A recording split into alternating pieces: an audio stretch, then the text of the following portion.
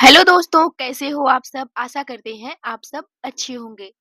तो दोस्तों, आज से हम शुरू करने जा रहे हैं पर्यावरण और पारिस्थितिकी की जो घटना चक्र है पूर्वावलोकन। पर्यावरण पारिस्थितिकी की जो घटना चक्र है पूर्वावलोकन।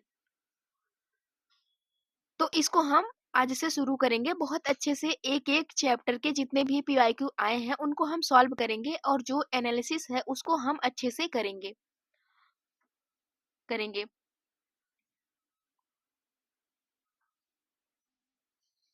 तो दोस्तों, यह जो पुस्तक है वह जो बुक है यह 2025 की है, न्यू सेशन है और न्यू एडिशन है। तो इसमें जो आपका 1990 से फरवरी 2025 तक के जितने भी एग्जाम है उनमें पूछे गए सारे एग्जाम के जो क्वेश्चन है उनको कवर किया गया है। तो सबसे बड़ी खासियत इसकी यही है कि इसमें अलग-अलग परीक्षाओं जैसे कि यूपीएससी, पीसीएस, एसएससी, रेलवे और स्टेट एग्जाम में पूछे गए सैकड़ों प्रीवियस ईयर क्वेश्चन को शामिल किया गया है। यानी जो हम पढ़ेंगे सीधे परीक्षा में पूछा जाएगा, ऐसा हम कह सकते हैं। ऐसा हम कह सकते हैं। आप जानते ही हैं कि आजकल प्रतियोगी परीक्षाएं जो होती हैं, उनमें सिर्फ पीआईक्यू रटने से कोई काम नहीं होने वाला है, बल्कि कॉन्सेप्ट जो होता है प्लस पीआईक्यू प्रैक्टिस से ही सफलता मिलती है। क्योंकि जब तक हम पीआईक्यू नहीं देखेंगे, तब तक हमें समझ में नहीं आएगा एग्जाम का नेचर क्या है, कि एग्जाम हमसे क्या चाहता है। तो इस तरीके से इसीलिए हम हर एग्जाम का जो है पैटर्न है किस तरीके से, इसीलिए हम उसको समझने के लिए प्रीवियस ईयर क्वेश्चन करते हैं। तो इसी आधार पे हम शुरू करते हैं अपना। पहले कॉन्सेप्ट समझेंगे, उसके बाद हम पीवाईक्यू सॉल्व करेंगे। तो बिना कोई समय गंवाते हुए हम सबसे पहला चैप्टर जो अपना है उसको शुरू करते हैं। तो जो सबसे पहला चैप्टर हमारा है वह है पर्यावरण एवं सतत विकास। तो सबसे पहला चैप्टर यही है और आज इसके बारे में जितने भी थ्योरी है, उसके बाद जितने सारे डायग्राम्स है, जितने सारे पीवाईक्यू पूछे गए हैं, उन सबको हम कवर करेंगे बहुत अच्छे तरीके से। तो चलिए बच्चों, शुरू करते हैं हम अपना चैप्टर पर्यावरण एवं सतत विकास।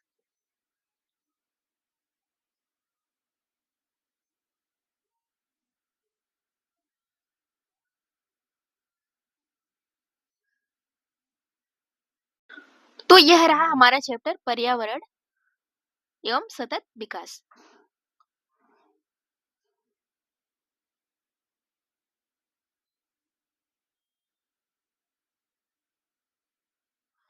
तो देखिए, सबसे पहले क्या समझेंगे हम कि आखिर पर्यावरण क्या होता है। तो पर्यावरण जो होता है बच्चों की पृथ्वी पर पाए जाने वाले भूमि, जल, वायु और जीवों और जंतुओं का समूह जो हमारे चारों ओर है, सामूहिक रूप से पर्यावरण कहलाता है। यानी कि पृथ्वी पर पाए जाने वाले भूमि हो गया, जल हो गया, वायु हो गई, जीव है, जंतु है जो हमारे चारों ओर पाए जाते हैं, उन्हें हम पर्यावरण कहते हैं। पर्यावरण कहते हैं। पर्यावरण के ये अजैविक जैविक घटक आपस में अंतरक्रिया भी करते हैं। यह संपूर्ण प्रक्रिया एक तंत्र के रूप में संचालित होती है, जिसे पारिस्थितिकी तंत्र के रूप में परिभाषित किया जाता है। पर्यावरण संरक्षण अधिनियम पर्यावरण संरक्षण अधिनियम 1986 के अनुसार पर्यावरण किसी जीव के चारों तरफ घिरे भौतिक यानी जैविक और अजैविक दशाएं हैं, उनके साथ अंतरक्रिया को सम्मिलित करता है, उसे हम पर्यावरण कहते हैं। इस तरीके से 1986 का जो अधिनियम है, हम पर्यावरण को समझ सकते हैं। ध्यातव्य है कि परि धन आवरण शब्दों को जोड़ने पर पर्यावरण शब्द की उत्पत्ति होती है। अतः पर्यावरण का शाब्दिक अर्थ है जो आवरण हमारे चारों ओर घिरे हुए हैं। जो आवरण हमें चारों ओर से घेरे हुए हैं, उन्हें हम पर्यावरण कहते हैं। इसका शाब्दिक अर्थ यही होता है पर्यावरण का। तो यहाँ पे देखिए एक डायग्राम दिया गया है, इस डायग्राम को हम बहुत अच्छे तरीके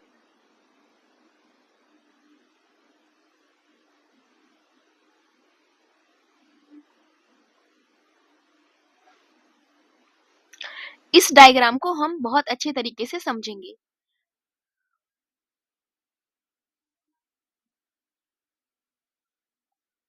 यहाँ पे देखिए इस डायग्राम में यहाँ पे आपका हो गया पर्यावरण, यह आपका पर्यावरण हो गया। पर्यावरण हो गया, उसके बाद हम देखते हैं कि यहाँ पे 4 प्रकार के मंडल दिखाए गए हैं, जैसे कि वायुमंडल, एटमॉस्फेयर, उसके बाद है आपका स्थल मंडल, उसके बाद दिखाया गया है जैव मंडल, उसके बाद आपका जल मंडल, उसके बाद है आपका जैव मंडल या जीव मंडल, बायोस्फीयर। तो इस तरीके से अगर हम वायुमंडल की बात करें तो वायुमंडल के अंतर्गत हम सब देखेंगे बच्चों कि इसमें जैसे गैसें होती हैं, कई प्रकार की गैसें शामिल होती हैं, बादल होते हैं, उसके बाद आपके आ जाते हैं बादल हो गया, जल वाष्प हो गया, जलवायु हो गई। इन सब में जैसे होते हैं कि यह वायुमंडल के अंतर्गत आते हैं। इसके अंतर्गत हम देखेंगे वायुमंडल के स्तर की देखे जाए तो स्तर की बात की जाए तो इसमें 2 प्रकार के हैं। एक तो आ जाएगा वायुमंडल के अंतर्गत समताप मंडल और उसके बाद आ जाएगा क्षोभ मंडल। तो वायुमंडल के अंतर्गत 2 क्या कहते हैं कि 2 मंडल आते हैं। एक तो क्षोभ मंडल आएगा आपका, एक हो जाएगा समताप मंडल, स्ट्रेटोस्फियर और ट्रोपोस्फियर। इस तरीके से हम वायुमंडल को देख लेते हैं। दूसरा देखते हैं हम स्थल मंडल। स्थल मंडल जो होता है लिथोस्फियर। स्थल मंडल के स्थल मंडल स्थल मंडल के अंतर्गत देखा जाए तो इसमें जैसे पृथ्वी की ठोस सतह जिसमें पर्वत, मैदान, मरुस्थल, मिट्टी इत्यादि होते हैं। तो जो ठोस सतह होती है, पृथ्वी की ठोस सतह, पृथ्वी की जो ठोस सतह है, जैसे पर्वत, मैदान, मरुस्थल, मिट्टी आदि, इस तरीके से हम देख सकते हैं स्थल मंडल के अंतर्गत आते हैं। अब देखते हैं जल मंडल। जल मंडल जो है, जल मंडल में सभी प्रकार के जल जल को रखा जाता है, जैसे कि महासागर का जल हो गया, जैसे नदियों का जल हो गया, झीलें हो गई, भूमिगत जल हो गया। इन सबको हम देखते हैं जल मंडल के अंतर्गत, जैसे हाइड्रोस्फीयर हो गया। तो इसके अंतर्गत हिमनद, झील, नदी, सागर, इस तरीके से सारे जल जो होते हैं, सारे जल के बारे में जब जानकारी होती है या फिर उसके बारे में हम जानकारी इकट्ठा करते हैं, तो यह जो चीजें होती हैं, यह जल मंडल के अंतर्गत देखी जाती है। लास्ट वाला देखते हैं हम जैव मंडल। जैव मंडल यानी जीव मंडल। इसमें पादप, जीव जंतु और मानव सब शामिल होते हैं। इसमें पौधे भी शामिल होते हैं, जीव जंतु शामिल होते हैं, इसमें मानव भी शामिल होता है। तो इन सबको हम जैव मंडल के अंतर्गत देखते हैं। तो इस तरीके से हमारा हो गया। पहला क्या देखा हम सबने, वायुमंडल के अंतर्गत हमने देखा कि जैसे गैसें हो गई, बादल हो गया, जलवाष्प हो गया, जलवायु हो गई। इस तरीके से 2 मंडल इसके अंतर्गत आए, क्षोभ मंडल, समताप मंडल। वहीं देखा हमने स्थल मंडल के अंतर्गत, तो स्थल मंडल के अंतर्गत जो पृथ्वी की ठोस सतह है, जैसे पर्वत, मैदान, मरुस्थल इत्यादि स्थल मंडल के अंतर्गत आते हैं।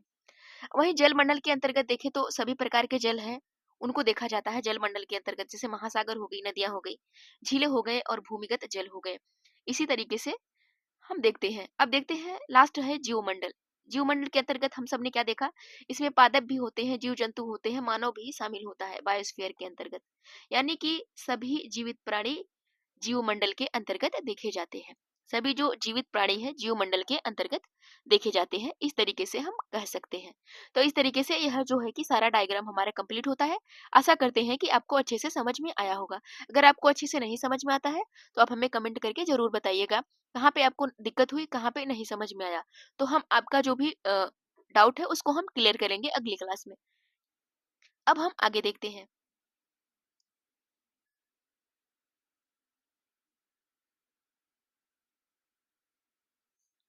अब यहाँ पे देखिए कि पर्यावरण एक अविभाज्य समष्टि है।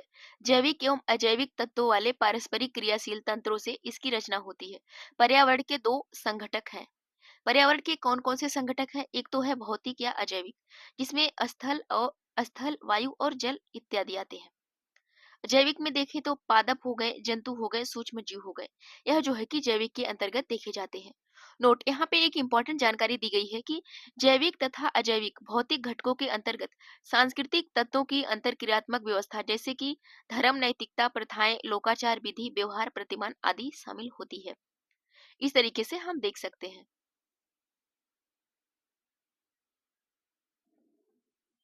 यहाँ पे देखते हैं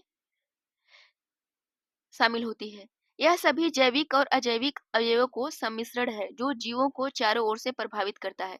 पर्यावरण के कुछ कारक संसाधन के रूप में कार्य करते हैं तथा कुछ कारक नियंत्रक के रूप में कार्य करते हैं। पर्यावरण को बृहत एवं लघु स्तर पर समझा जा सकता है। इसके साथ ही क्षेत्रीय तथा भूमंडलीय स्तर पर भी पर्यावरण में विभिन्नताएं पाई जाती हैं। भूमंडलीय स्तर पर भी पर्यावरण में विभिन्नताएं पाई जाती हैं।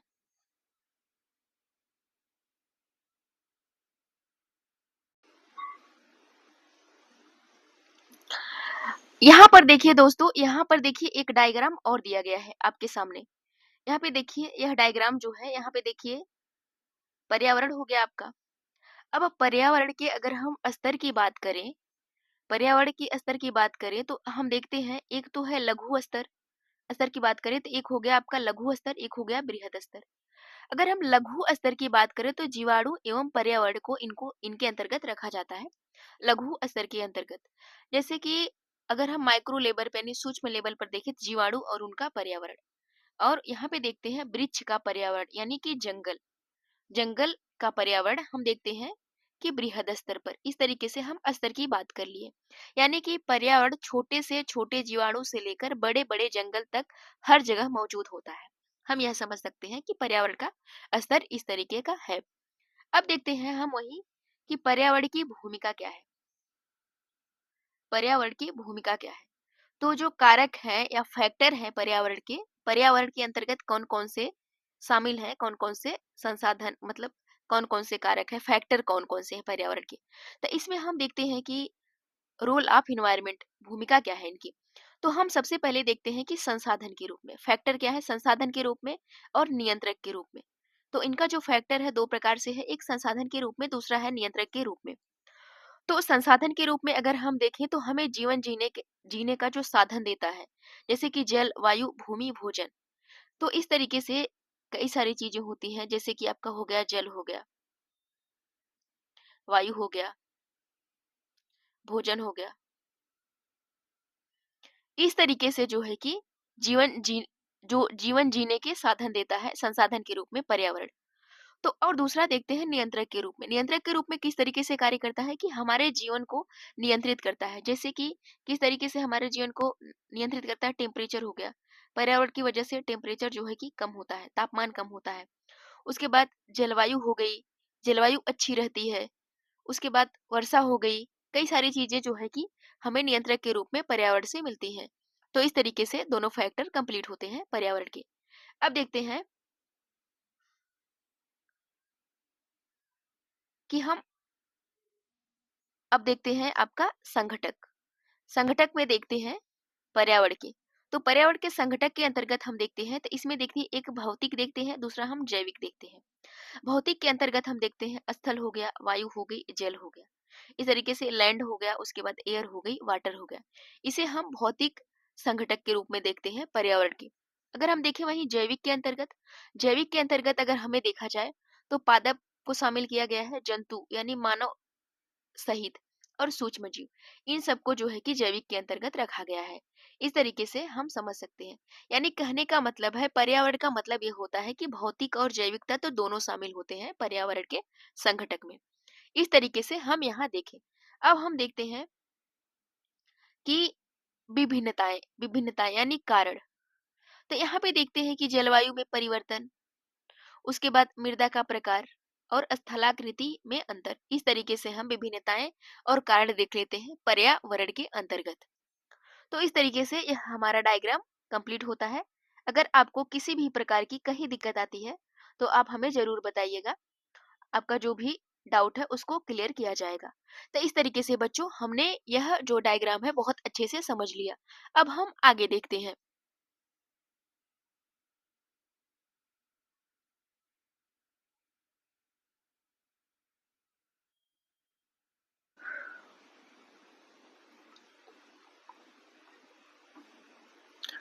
यहाँ पे देखिए तो सबसे पहला जो प्रश्न है, यहाँ से हमारा प्रश्न शुरू हो जाता है। तो सबसे पहला प्रश्न है कि पर्यावरण से क्या अभिप्राय है? पर्यावरण से क्या अभिप्राय है? तो देखिए सबसे पहला है कि भूमि, जल, वायु, पौधों और पशुओं की प्राकृतिक दुनिया जो इनके चारों ओर अस्तित्व में है। बिल्कुल सही बात है। उन संपूर्ण दशाओं का योग जो व्यक्ति को एक समय बिंदु पर घेरे हुए है। यह भी बिल्कुल सही बात कही गई है। भौतिक, जैविकी एवं सांस्कृतिक तत्वों की अंतः क्रियात्मक व्यवस्था जो अंतः संबंधित होते हैं। तो इस तरीके से हमारा सही उत्तर हो जाएगा, वह हो जाएगा उपर्युक्त सभी, यानी सारी बातें सही कही गई हैं। यह पूछा गया है यूपी पीसीएस प्री 2006 में। अब हम देखते हैं आपका अगला प्रश्न। इसकी व्याख्या देख लेते हैं हम सब। एनालिसिस कर लेते हैं इस प्रश्न का। उत्तर आपका डी हो गया। पृथ्वी पर पाए जाने वाले भूमि, जल, वायु जीवों जैसे पौधों और जंतुओं का समूह जो हमारे चारों ओर है, सामूहिक रूप से पर्यावरण कहलाता है। पर्यावरण के ये अजैविक और जैविक संघटक आपस में अंतःक्रिया भी करते हैं। यह संपूर्ण प्रक्रिया एक तंत्र के रूप में संचालित होती है, जिसे पारिस्थितिक तंत्र के रूप में परिभाषित किया जाता है। पर्यावरण संरक्षण अधिनियम 1986 के अनुसार पर्यावरण किसी जीव के चारों ओर घिरे भौतिक, अजैविक एवं जैविक दशाएं और उनके साथ अंतःक्रिया को सम्मिलित करता है। जैविक तथा अजैविक भौतिक घटकों के अंतर्गत सांस्कृतिक तत्वों की अंतःक्रियात्मक व्यवस्था जैसे धर्म, नैतिक प्रथाएं, लोकाचार, विधि व्यवहार, प्रतिमान आदि शामिल होती है। इस तरीके से हम देख लेते हैं। तो इस तरीके से इसका एनालिसिस हो गया। अब देखते हैं अगला प्रश्न।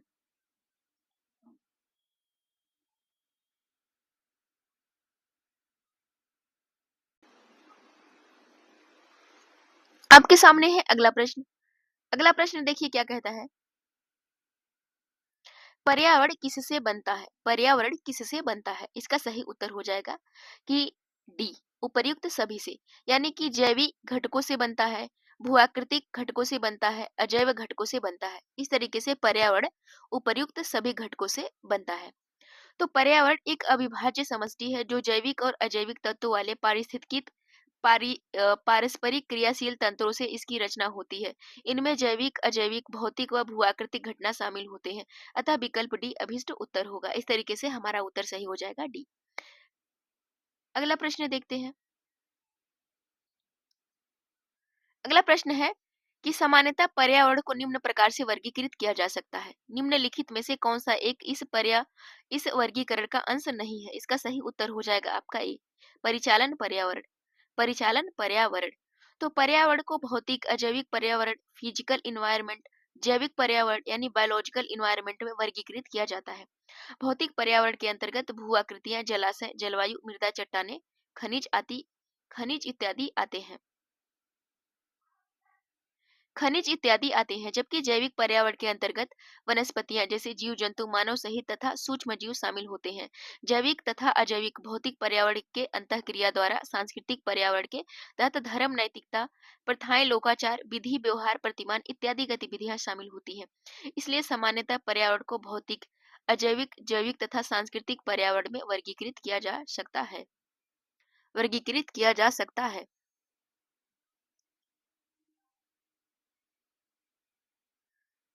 अब यहाँ पे देखिए एक टॉपिक शुरू होता है, धारणीय विकास तथा सतत विकास। यहाँ पे एक टॉपिक शुरू होता है।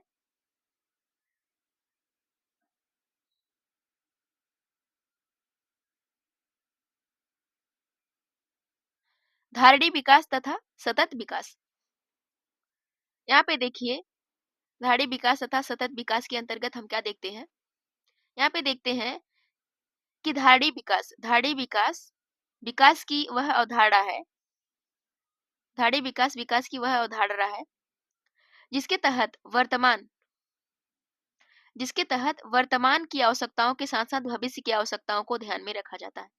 धारणीय विकास हम उसे कहते हैं जिसमें विकास की जो प्रक्रिया है उसमें इस तरीके से विकास किया जाता है, भविष्य को ध्यान में रखते हुए वर्तमान की आवश्यकताओं के साथ भविष्य की आवश्यकताओं को भी ध्यान में रखा जाता है। यानी कि धारणीय विकास प्राकृतिक संसाधनों के उपयोग के संदर्भ में पीढ़ीगत संवेदनशीलता का विषय है। धारणीय विकास का मुख्य उद्देश्य है पृथ्वी के प्राकृतिक संसाधनों का न्याय संगत उपयोग, संरक्षण तथा उचित प्रबंध करना। ध्यातव्य है कि इस शब्द की जो व्याख्या है 1987 में world commission on environment and development, यहाँ पे देखिए इसको अच्छे से समझते हैं। यहाँ पे जो पहली बार जो इसकी जो शब्द की जो है कि व्याख्या कब की गई थी, सबसे पहली बार जो इसकी व्याख्या की गई थी, यह जो है कि की गई थी आपकी सबसे पहले इस शब्द की व्याख्या जो की गई थी, इस शब्द की व्याख्या है, ध्यातव्य है कि इस शब्द की जो व्याख्या है 1987 में world commission on environment and development WCED अपनी रिपोर्ट के आवर कॉमन फ्यूचर में की गई थी। तो ये वेरी इंपॉर्टेंट है आपके लिए, इसको याद रखिएगा। इस शब्द की जो है मतलब इसका प्रयोग कब किया गया था 1987 में world commission on environment development development की जो रिपोर्ट थी इसमें किया गया था। और इसका जो रिपोर्ट था, रिपोर्ट का क्या नाम था? Our common future. तो इस तरीके से हम देख सकते हैं। World world commission on environment.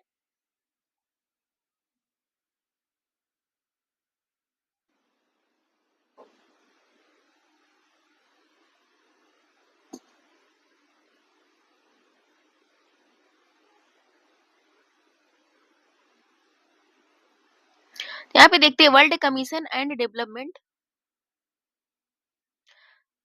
World commission and development WCED द्वारा 1987 में प्रकाशित रिपोर्ट अवर कॉमन फ्यूचर, जिसे ब्रंटलैंड रिपोर्ट के नाम से भी जाना जाता है, यह ब्रंटलैंड रिपोर्ट है, यह वेरी इंपॉर्टेंट हो जाती है आपके लिए, के अनुसार सतत विकास के अभिप्राय ऐसे विकास से है जो भावी पीढ़ियों के जरूरतों को पूरी करने की योग्यता को प्रभावित किए बिना वर्तमान समय की आवश्यकताएं पूरी करे। इसका तात्पर्य है कि मानव समाज का सतत भविष्य तभी सुनिश्चित हो सकता है जब आर्थिक गतिविधियों और मानव कल्याण के समर्थन हेतु आवश्यक जैव भौतिक और सामाजिक परिस्थितियां पीढ़ी दर पीढ़ी पोषित या संग्रहित की जा सके। वर्ष 1992 में आयोजित पृथ्वी सम्मेलन में घोषित एजेंडा 21 रियो घोषणा में इसके प्रति पूर्ण समर्थन व्यक्त किया गया था। रियो घोषणा जब हुई थी, यहाँ पे देखिए क्या क्या हुआ था।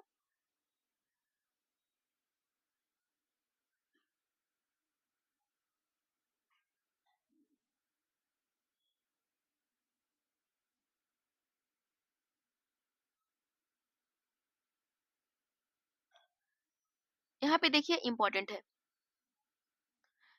है कि वर्ष 1992 में आयोजित पृथ्वी सम्मेलन में घोषित एजेंडा 21 रियो घोषणा में इसके पूर्ण समर्थन व्यक्त किया गया था। इसके साथ ही वर्ष 2002 में जोहान्सबर्ग में आयोजित सम्मेलन का मुद्दा सतत विकास था। सतत विकास मुद्दा था। सतत विकास के लिए जैविक विविधता का संरक्षण, प्रदूषण का निरोध एवं नियंत्रण तथा निर्धनता घटाना इत्यादि आवश्यक था। तो प्रकृति की अपनी सुंदरता है, अपनी सीमाएं हैं, अतः हमें चाहिए कि पहले हम प्रकृति को समझने का प्रयास करें, उसके बाद हम अपनी विकास नीतियों का निर्धारण करें। पहले हम प्रकृति को अच्छे से समझें कि नेचर हमसे क्या क्या डिमांड करती है, नेचर से हम क्या चाहते हैं, नेचर हमसे क्या चाहती है, उसको ध्यान में रखते हुए हम किसी कार्य को शुरू करें। इस तरीके से यहाँ कहा गया है।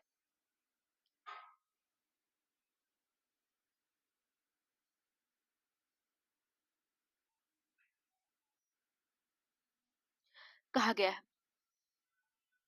अब यहाँ पे देखिए यह कहा गया है कि उसके बाद हम अपनी विकास नीतियों का निर्धारण करें, अतः आर्थिक विकास और पर्यावरण सुरक्षा के मध्य एक वांछित संतुलन बनाए रखना ही टिकाऊ विकास या सतत विकास है। टिकाऊ विकास की जो अनिवार्य शर्तें हैं वे सूचनाओं की उपलब्धता पर आधारित होती हैं। इस तरीके से देख सकते हैं। अब यहाँ पे देखिए एक डायग्राम आपके सामने दिख रहा होगा।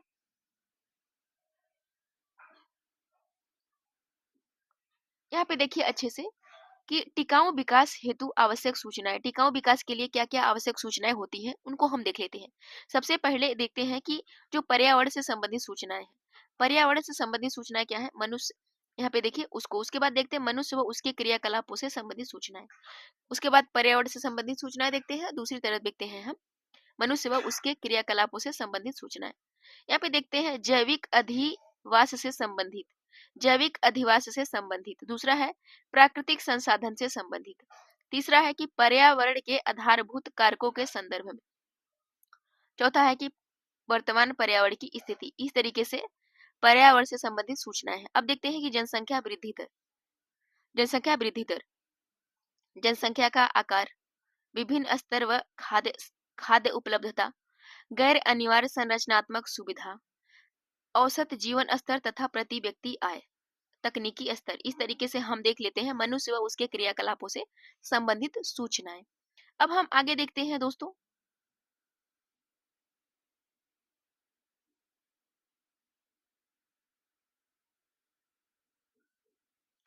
उल्लेखनीय है कि ये सूचनाएं सुदूर संवेदनशील तकनीक, सांख्यिकी विधि तथा भौगोलिक सूचना तंत्र व पर्यावरण सूचना तंत्र इत्यादि तरीकों से प्राप्त की जाती है। इन प्राप्त सूचनाओं के आधार पर अनुकूलतम स्तर का निर्धारण किया जाता है। फिर विकास की योजनाओं की रूपरेखा तैयार की जाती है। विकास की योजनाओं की रूपरेखा तैयार की जाती है।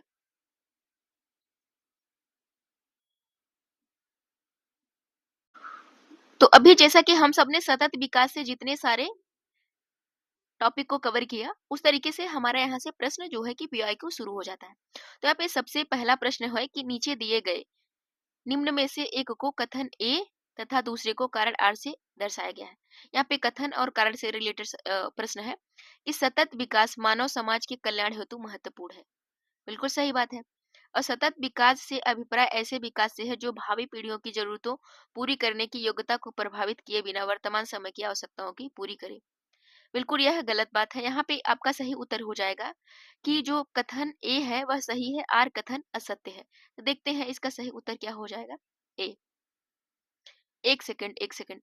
यहाँ पे देखिए क्या कहा गया है कि सतत विकास को अभिप्राय ऐसे विकास से जो भावी पीढ़ियों की जरूरतें पूर्ण करने की योग्यता प्रभावित किए बिना। हाँ, बिल्कुल सही बात कही गई है। इसका सही उत्तर हो जाएगा ए और आर दोनों सही है। और आर कथन ए की सही व्याख्या करता है। इस तरीके से आपका सही उत्तर ए हो जाएगा। अब हम देखते हैं इसकी व्याख्या।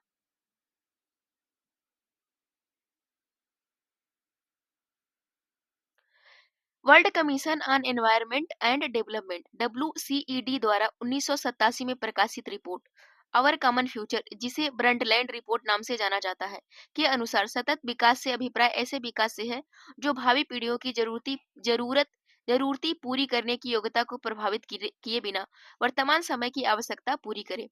इसका तात्पर्य है कि मानव समाज का सतत सतत भविष्य तभी सुनिश्चित हो सकता है जब आर्थिक गतिविधियां तथा मानव कल्याण के समर्थन हेतु आवश्यक जैव भौतिक और सामाजिक पारिस्थितिकियां पीढ़ी दर पीढ़ी पोषित या संग्रहित की जा सके। इस प्रकार प्रश्नगत कथन एवं कारण दोनों सही है तथा कारण कथन की सही व्याख्या करता है। इस तरीके से हम देख लेते हैं।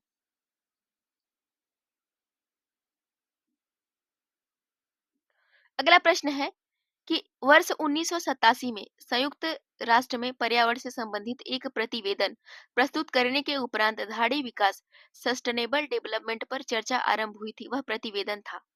तो वह प्रतिवेदन कौन सा था? Our common future. यह रिपोर्ट का नाम था आवर कॉमन फ्यूचर। इस तरीके से आपका सही उत्तर हो जाएगा बी। यह PCS 2020 में पूछा गया है। अगला प्रश्न है, यहाँ पे देखते हैं निम्नलिखित घटनाओं को कालानुक्रम में व्यवस्थित कीजिए।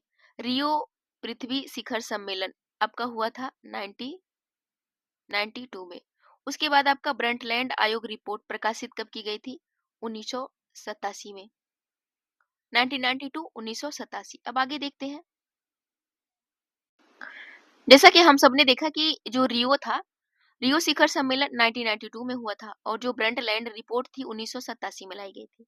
1992 में आपका रियो हो गया और जो ब्रंटलैंड थी वह आई थी आपकी 1987 में। इस तरीके से यहाँ मॉन्ट्रियल प्रोटोकॉल का देखा जाए तो आपका हो जाएगा 1989। और अगर the limit to growth report का प्रकाशन हम देखें तो यह जो है कि 1972 में। इस तरीके से हमारा सही उत्तर हो जाएगा बी। 4 2 3 1, यानी कि पहले हो जाएगा 4 क्योंकि 1972, उसके बाद आपका हो जाएगा 1987, उसके बाद आपका हो जाएगा 1989 और 1989। जो 1992 है यह आपका लास्ट में हो जाएगा, इसलिए हमारा सही उत्तर हो जाएगा 4 2 3 1। इस तरीके से हम देखते हैं। अब देखिए यहाँ पे कि जो यहाँ पे हो गई कि जो the limit to growth report का प्रकाशन हुआ था 1972 में। ब्रंटलैंड रिपोर्ट का प्रकाशन हुआ था 1987 में। मॉन्ट्रियल प्रोटोकॉल का प्रबंधन 1989 में। रियो पृथ्वी शिखर सम्मेलन 1992 में। इस तरीके से हम देख सकते हैं। इसको याद रखिएगा, इंपॉर्टेंट है। जितनी घटनाएं हैं इन्वायरमेंट से संबंधित सारे आपको याद होने चाहिए क्योंकि ज्यादातर प्रश्न इसी घटनाओं से संबंधित पूछे जाते हैं। मिलान करने के लिए पूछ दिया या फिर इसमें पूछ लिया कि इसमें से कौन सही नहीं है, असत्य कथन का चयन कीजिए। इस तरीके से क्वेश्चन पूछे जाते हैं। अब हम आगे देखते हैं अगला प्रश्न। अगला प्रश्न है कि धाड़ी विकास जिसके उपयोग के संदर्भ में अंतर पीढ़ीगत संवेदनशीलता का विषय है, इसका सही उत्तर हो जाएगा प्राकृतिक संसाधन। तो धाड़ी विकास, विकास की वह अवधारणा है जिसके तहत वर्तमान की आवश्यकताओं के साथ-साथ भविष्य की आवश्यकताओं को भी ध्यान रखा जाता है। धाड़ी विकास प्राकृतिक संसाधनों के उपयोग के संदर्भ में अंतर्पीढ़ीगत संवेदनशीलता का विषय है। धाड़ी विकास का मुख्य उद्देश्य पृथ्वी के प्राकृतिक संसाधनों का न्याय संगत उपयोग, संरक्षण तथा उचित प्रबंधन करना। इस तरीके से आपका सही उत्तर ए हो जाएगा। अगला प्रश्न है आपका, अगला प्रश्न है कि सतत विकास के लिए आवश्यक है। तो सतत विकास के लिए क्या आवश्यक है? तो जैविक विविधता का संरक्षण, बिल्कुल सही बात है। प्रदूषण का निरोध एवं नियंत्रण, बिल्कुल सही बात है। निर्धनता को घटाना, यह भी सही बात है। इस तरीके से उपर्युक्त सभी विकल्प जो है कि सतत विकास के लिए आवश्यक है। यह लोअर पीसीएस में पूछा गया था 2004 में। अगला प्रश्न है, सॉरी, इसका हम देख लेते हैं एनालिसिस क्या है कि सतत विकास के लिए जैविक प्रदूषक, जैव विविधता के संरक्षण, प्रदूषण का निरोध एवं नियंत्रण तथा निर्धनता घटाना सभी आवश्यक है। आर्थिक विकास और पर्यावरण सुरक्षा के मध्य एक वांछित संतुलन बनाए रखना ही टिकाऊ विकास तथा सतत विकास है। वर्तमान राजनीतिक परिदृश्य ने यह भूमंडलीय दृष्टिकोण बन चुका है। टिकाऊ विकास की ही जो अनिवार्य शर्तें हैं वे सूचनाओं की उपलब्धता पर आधारित होती है। इस तरीके से आपका सही उत्तर डी हो गया।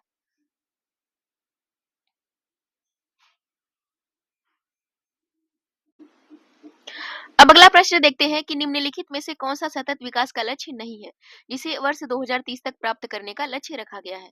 जैसे लैंगिक समानता, बिल्कुल सही है। शून्य भूख, यह भी सही है। अंतरिक्ष अनुसंधान, यह बिल्कुल कोई बात नहीं कही गई है।